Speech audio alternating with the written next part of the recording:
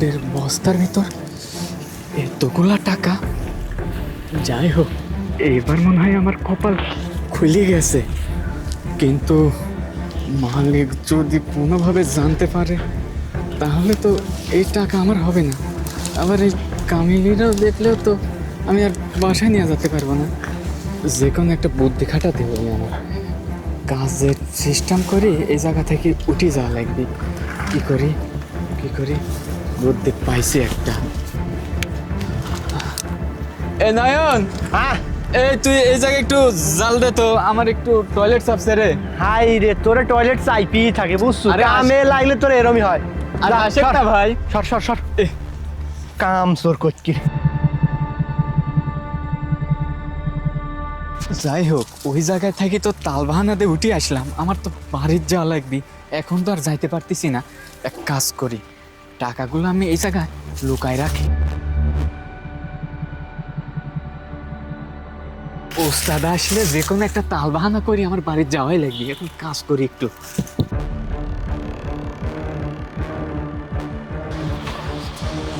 নয়ন, ও কাজ হয়েছে। আচ্ছা তাহলে আমি খালি কি দাঁড়া। আচ্ছা যা।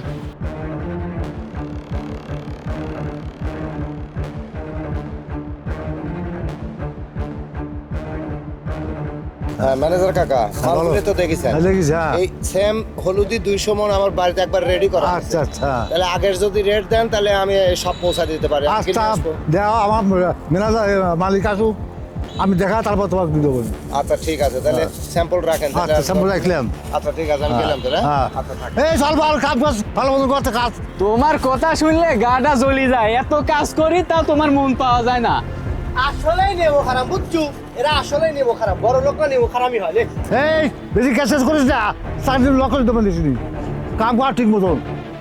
দাদা কি হচ্ছে? দাদা এই যে 1 লোক মাল দিয়ে গেছে, 200 মাল স্যাম্পল, মালটা ভালোই আছে, লেয়া মাল দাও, কি দাম দেওয়া যায়? ভালোই আছে, হ্যাঁ মাল। সমস্যা নাই, আমরা বাজারে কিনলাম 1400 করে, তো মাল হ্যাঁ। ভালোই আছে। 1350 টাকা করে। আর শুনো, কি ওর সাথে কি লাগাইছো, কি হয়েছে? কি করবো, কাজ করে না তো, ও খালি ঘুরি ঘুরি বেড়া, ফিল্ডিং মারে, মোবাইল দেখে। আচ্ছা, ওর ব্যবস্থা আমি করছি, তুমি যাও আমার জন্য এক গ্লাস পানি দিয়ে আসো, যাও। আচ্ছা আচ্ছা এ নয়ন, ওই তুই একটু বসে জাল দে, বুঝতে পারছিস? ওই যে আমি একটু ওই যে সাহেব আইছে, একটু কথা আছে তো। ম্যানেজার ঠিকই কয়, তুই আসলেই কামছে। যা তোর কথা শুনলে না গা জ্বলি যায়। যা যা, তুই আসলেই কামছে। স্যার আসসালামু আলাইকুম। ওয়ালাইকুম আসসালাম। কি ব্যাপার আমিনুল, ম্যানেজার কি বলে? তোমরা নাকি ঠিকঠাক মতো কাজ করো না, মোবাইল টেপাটিপি করো, এগুলা কি ঠিক? না স্যার, আসলে সব কাজই করে, বুঝেন না, একটু মানে কর বেকার হলে ওই যে এরকম চিল্লাচিল্লি শুরু করে।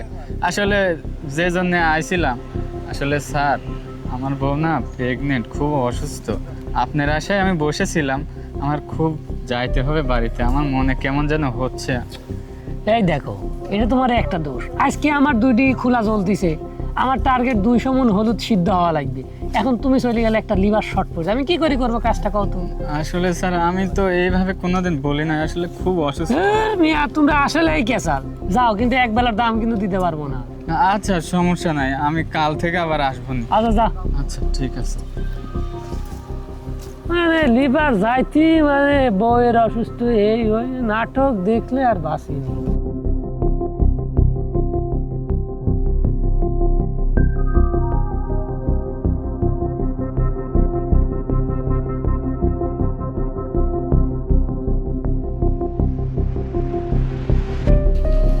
এই শান্তা, এই আসো এদিকে আসো। আরে আরে কোনো কথা বাদ দিয়ে আসো তো। আরে কি হয়েছে? আরে কি হয়েছে মানে কিভাবে যে বলবো, আমরা তো বড়লোক হয়ে গেছি। বড়লোক হয়ে গেছি? তুমি কি দিনের বেলা কি উল্টাপাল্টা কথা কইতেছো? আরে হ্যাঁ, উল্টো পাল্টা কথা কইবো কি? এই দেখো, এই দেখো কত টাকা।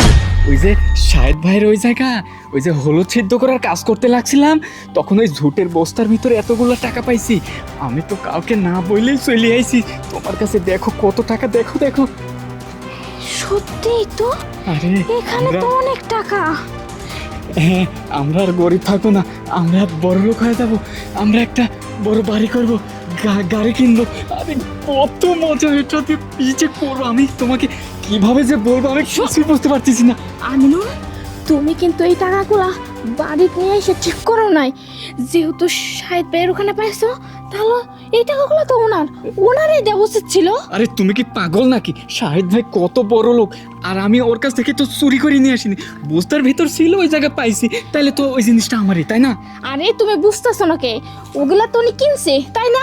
তাহলে কিনছে মানে এই টাকাগুলো ওনারই। তাছাড়া তুমি টাকাগুলো পাইছো তো কি হয়েছে, টাকাগুলো পাইছো, তুমি টাকাগুলো ওনার ফেরত দিও। এই তোমার কি মাথা খারাপ হয়েছে নাকি? এতগুলো টাকা পাইলে কি কাকা ফেরত দেওয়া যায়? আর আমরা কত গরিব জানো না, এক বেলা কাজ করলে 500 টাকা দেয় না, কত কষ্টের দিন যায়, আর তুমি কি বলতেছো এই টাকা ফেরত দেবো? আরে শাহেদ ভাই তো কত বড় লোক, ওকে ফেরত না দিলেও কোনো সমস্যা নাই, বুঝতে পারছো? আচ্ছা ঠিক আছে, তোমার টাকাগুলো ফেরত দিতে হইব না, কিন্তু আমার একটা শর্ত আছে। তোমার আবার কি শর্ত? শোনো, এর থেকে কিছু টাকা এতিমখানায় দিতে হইব, আর কিছু টাকা গরিব মেশিনে দিতে হইব, আর সামান্য কিছু টাকা আঙ্গর জন্য রাখতে হইব, যাতে আমরা ছোটখাটো একটা দোকান করে চলতে পারি। এবার তো রাজি আছো? তোমার কি মাথা খারাপ নাকি? এতগুলো টাকা কি হাতছাড়া করব? তুমি কি বুঝতেছো কিছু? আমার কত অভাব যায়, তুমি এসব কি বলতেছো? তোমার আচ্ছা, তুমি যদি আমার কথা না শোনো, তাহলে আমি সবার গিয়ে কয়ে দিতেছি যে তুমি টাকাগুলো পাইয়া বাড়িতে নিয়ে এসো। দেখো শোনো, তুমি কি এমন করতেছো, আমি কিছুই বুঝতেছি না, তোমাকে নিয়ে কি যে করি। আচ্ছা যাই হোক, তুমি যেটা বলবে এটাই সঠিক। আচ্ছা এখন চলো আমরা রুমে যাই। চলো।